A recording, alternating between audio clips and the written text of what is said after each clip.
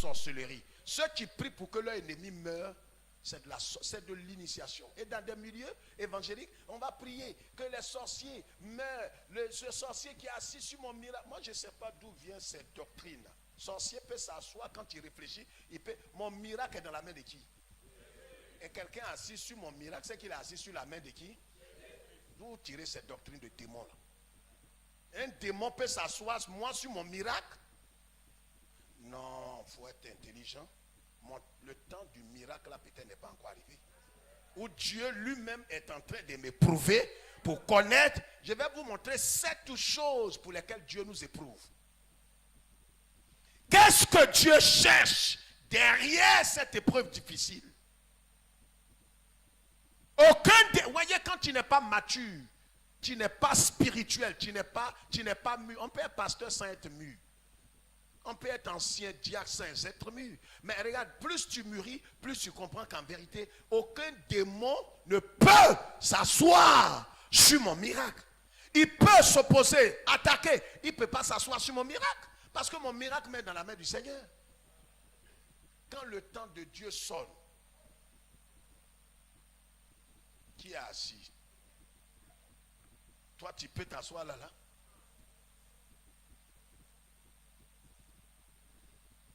David était avec ses 600 hommes. Et qu'est-ce qui s'est passé? La Bible dit qu'il campait. Je vous raconte, je fais le rappel pour que nous soyons tous au même diapason et comprendre pourquoi Dieu a permis cela. Souvent, on voit ça comme une humiliation. Seigneur, c'est vrai, j'ai supporté des épreuves, mais trop, c'est trop. Parce que là où on va maintenant, je crois que toi, Dieu, c'est-à-dire ce que tu veux me faire là, mais je ne me laisserai pas faire. Parce que là, tu veux m'humilier, mais moi, trop, c'est trop. Je me suis laissé faire. Tu as dit de renoncer à moi, j'ai renoncé à moi. Je reviens encore, mais comment tu renonces à toi et puis tu reviens encore? Et on a dit non, ici de mourir. Je suis mort jusqu'à... Il n'y a pas eu de changement dans la vie de ma femme. Pas eu de changement dans la vie de mon mari. Maintenant là, je ne peux plus mourir. Viens ouvrir mes yeux maintenant. Nous tous, on va voir clair dans cette vie. Trop, c'est trop. Je ne peux plus me laisser faire. C'est maintenant tu vas périr. Car celui qui veut préserver sa vie, la perdra. Et celui qui la perd, la retrouvera.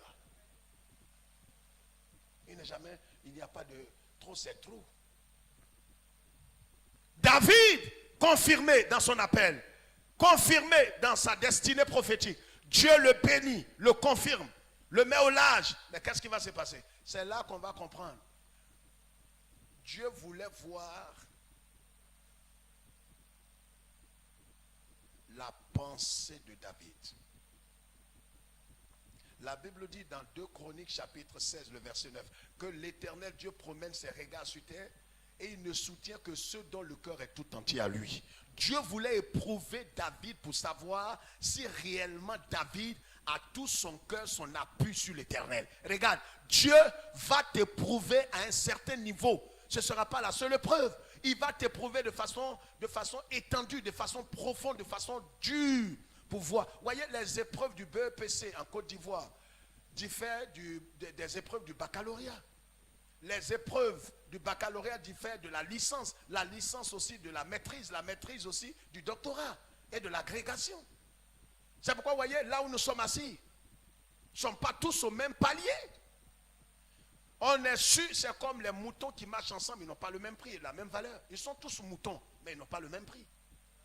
C'est pourquoi vous voyez, là où on est assis, chacun est assis, là tu es assis. Celui à côté de qui tu es assis, tu ne sais pas qu'il est maintenant en phase de doctorat. Il est en phase d'agrégation. Parce que l'épreuve qu'il vit là, ce n'est pas la même chose. Mais quand vous priez, vous levez les mains, ah, Seigneur, et tu vois une soeur qui est assise comme ça, elle ne prie pas, tu n'entends pas sa voix, elle respire.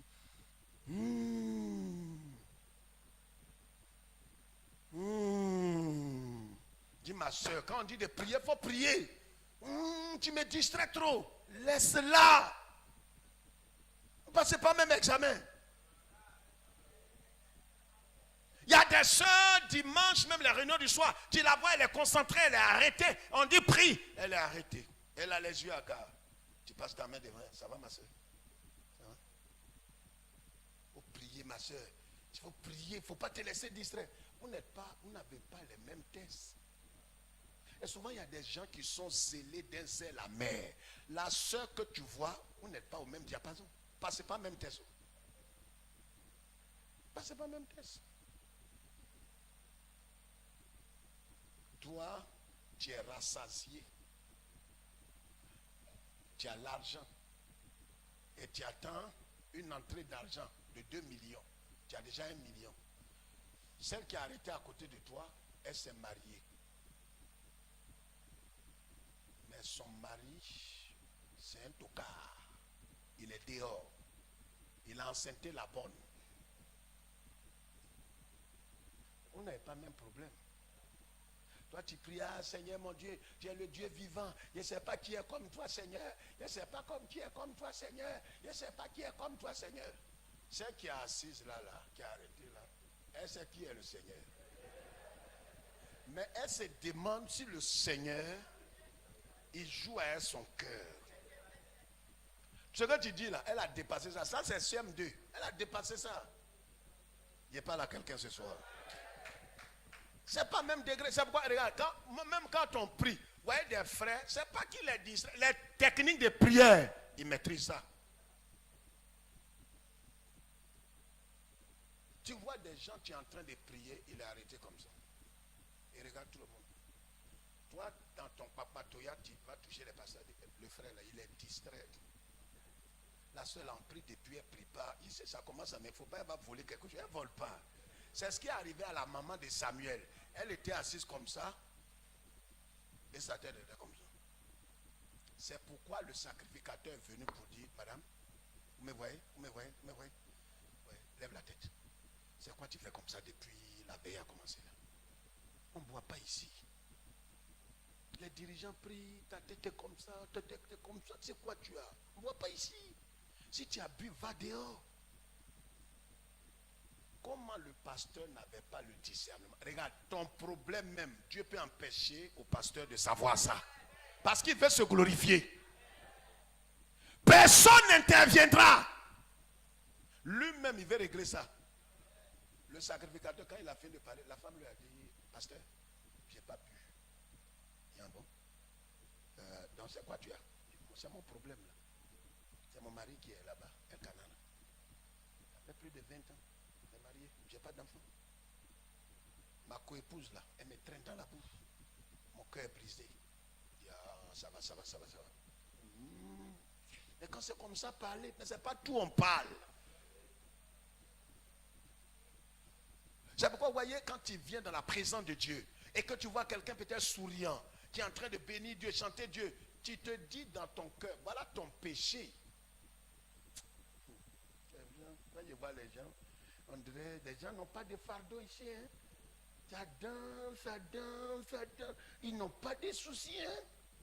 Celui qui est en train de danser, là, on vient d'annoncer cancer de cerveau. Il y a un, son mari est sur le point de le jeter dehors d'ici vendredi. Il danse là pourquoi? Il danse parce qu'il sait que celui qui peut régler ce problème, c'est pour lui qui danse là. Son espoir est en qui? Le prophète? Oh, répondez-moi, le prophète? Un prophète peut régler ça? Et la prophétesse? Non, la matriarche. C'est non abominable. La cardinale. Femme cardinale, évangélique. La first lady. Les bêtises. Et les gens aiment les conneries comme ça. Où on passe, la prophétesse, pas tout le monde va baiser son pied. Ça, c'est une malédiction. David, quand il a été mis à part, consacré, sa destinée a été confirmée. Alors, les 600 hommes avec qui il était, et tous sont venus avec leurs enfants parce qu'ils se sentaient en sécurité. Ils sont venus vers David, ils se sentaient, regarde, les gens sont venus. Voici ce qui a découragé plus. Quand tu viens à Christ les premières heures, les premiers jours, les 10 premières années, il y a des épreuves que tu vas connaître, mais quand tu rentres dans une certaine dimension, plus tu t'approches de lui, plus les épreuves qui viennent. Ceux qui viennent pour la première fois, les premières années, ils dansent comme ça. Ils disent, mais frère, quand on danse là, pourquoi tu ne danses pas? Hein? Le Seigneur Jésus, il est bon. Moi, je ne sais pas qui est bon comme le Seigneur. Ouais, je sais pas. Non, Jésus est trop doux. Ça, il a 5 ans. 10 ans, 12 ans, 15 ans. Il vient à l'église, il soutient sa tête comme si sa tête là était basilique. Quand les gens dansent, il les regarde comme ça. On dit, mais pourquoi tu as d'habitude? Mon frère, je comprends maintenant quand les anciens là, il y a trop de... Attends, mais pourquoi Dieu fait ça? Entends, il y a un autre nouveau encore qui vient d'arriver. Mais regardez, même bébé, il n'y a pas quels parents, ils disent qu'il ne veut pas. Même nos enfants, bébé, ils crient net, il est là, vous êtes là. Maman, papa, tout le monde dans sa chambre. Il y a quelque chose, tout ça. Ça, c'est pointant. 10 ans. Tu cries. C'est un seul parent qui se réveille. Et c'est depuis sa chambre, il te demande, il y a quoi? Qu'est-ce qu'il y a? J'ai peur. Il ne faut pas dormir, tu vas voir. Demain, tu vas à l'école. 15 ans. Tu cries. Personne ne répond. C'est le lendemain. On t'appelle. Tu as eu quoi la nuit et puis tu cries. Je parle à quelqu'un.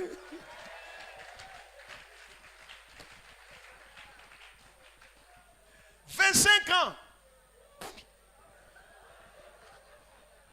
Tu cries la nuit. Regarde, ta sorcellerie, tu es en train de faire. On ne cherche même pas à savoir ce que tu as.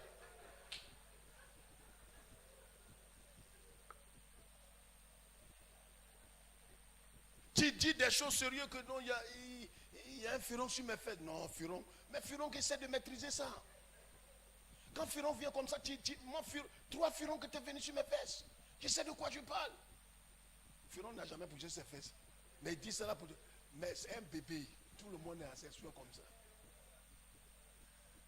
Nos enfants, petits comme ça déjà, plus petits, demandent.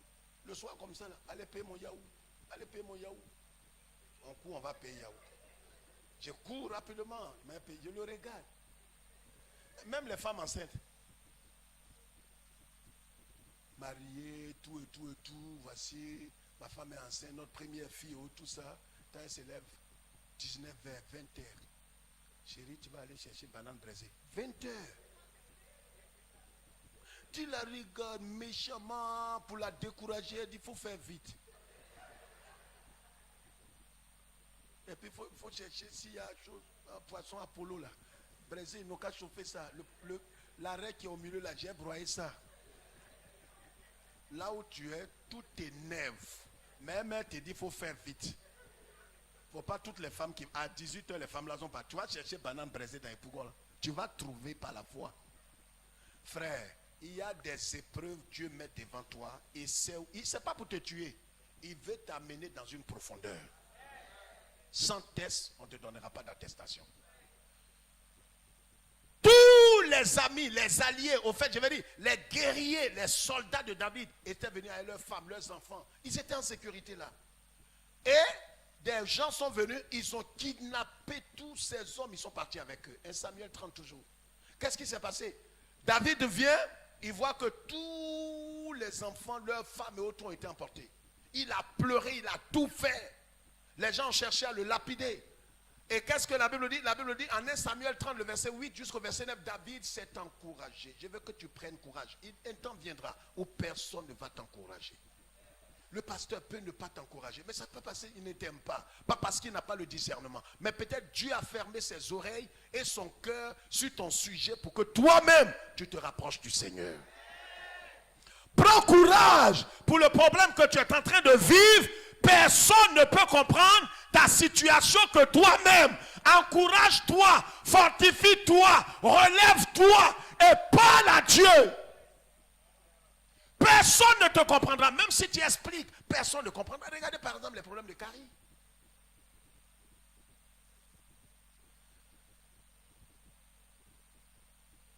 Quand ton fils ou ta femme ou ton mari te dit, mais j'ai un problème de carie, tu dis, ah d'accord, ok, on va aller voir ça demain. Il dit, non, on n'a qu'à aller voir ça aujourd'hui. Non, demain, je n'ai pas le temps aujourd'hui. Le jour que tu auras ça,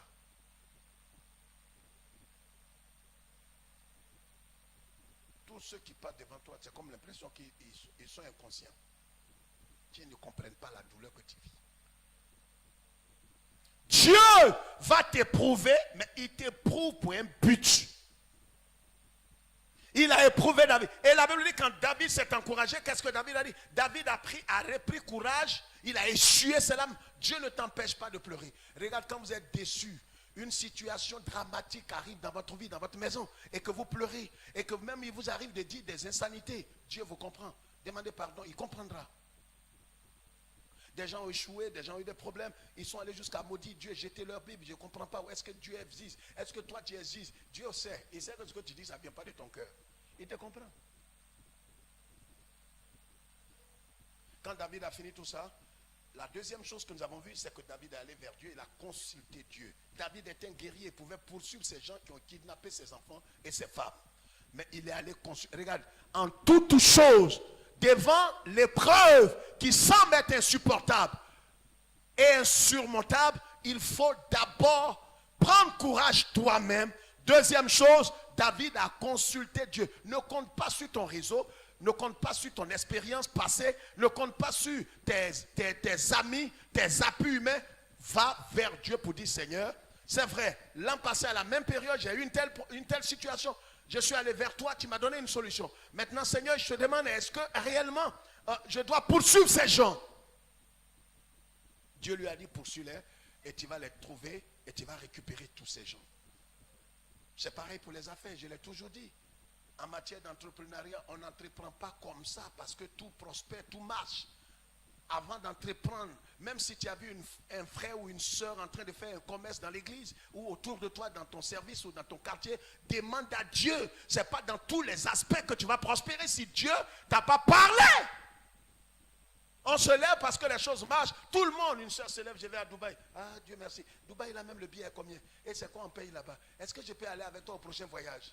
Ça, c'est l'envie, c'est la jalousie, c'est l'aigreur. Tu ne réussiras pas comme ta soeur. Vous pouvez vendre tous deux les mêmes choses, mais tu ne réussiras pas. Parce que Dieu ne t'a pas mandaté dans ce commerce. C'est pourquoi, regarde, avant d'entreprendre, je l'ai dit toujours, les 4 choses. Qu'est-ce que tu dois faire? Où est-ce que je dois vendre? Quand est-ce que je dois commencer? Et avec qui je dois faire ça? David a traversé ces épreuves, et je vous donne rapidement quelques raisons. Premièrement, pour éprouver la foi et la sincérité de David. C'est Dieu qui l'a choisi. Mais regarde, malgré que Dieu t'ait choisi, il t'est oint, mais il va éprouver ta sincérité. Il va éprouver ta foi. Premièrement, pour éprouver la foi et la sincérité de David.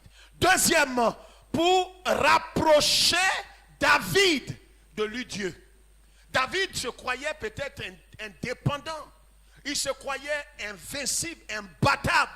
David, vous savez, à un certain moment, vous pensez que vous n'avez plus besoin de Dieu. Soyons sincères. Parce que quand vous levez, les choses marchent. Vous criez, les choses marchent. Vous voyez ici, l'argent rentre. Vous voyez les promotions, les choses rentrent. Mais Dieu, il va t'arrêter. Je parle à quelqu'un. À un certain moment, Dieu peut t'arrêter dans ton élan. Parce qu'il veut te rapprocher de lui, Dieu. Il veut que tu saches que c'est lui qui est Dieu. Ce n'est pas vous deux, vous n'êtes pas des dieux. Les prospérités vous ont dit que vous êtes des dieux, que vous devez décréter. Tu ne peux pas décréter.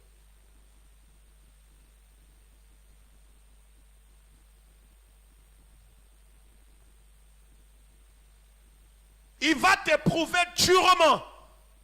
Pour faire quoi? Pour te rapprocher de lui, Dieu. David est toujours parti. Tantôt il est derrière les moutons, tantôt il est là, tantôt. Dieu voulait le rapprocher. Vous savez, Dieu va te rapprocher de lui. Il va te rapprocher de son cœur. Cette situation, ce n'est pas pour ta mort. Ce n'est même pas pour que tu sois humilié. Mais il veut te rapprocher de lui. Ne vois pas la main des sorciers. Vous savez, moi j'ai horreur de ceux qui voient les sorciers partout. En Afrique comme même en Occident, ceux qui nous suivent en Europe. Ils voient les sorciers parce qu'on leur a mis. Voyez, et dans un milieu où on voit les sorciers, il y a trop de suspicion dans cette église. Vous voyez pourquoi la tête du frère là est un peu longue là? C'est mortier des sorciers. Et ceux qui disent ça, c'est des gens âgés, sont intellectuels, sont pasteurs. C'est triste. Vous voyez la vieille là, pourquoi elle ne marche pas bien là? Pourquoi elle marche et puis elle trempe? Mais elle est âgée, elle a 89 ans. Elle n'a qu'à marcher comme une fille de 20 ans. Celle-là, on dirait que tu vois pourquoi elle marche comme ça et puis elle fait 2 pas en arrière là. Elle doit être cheval. Cheval.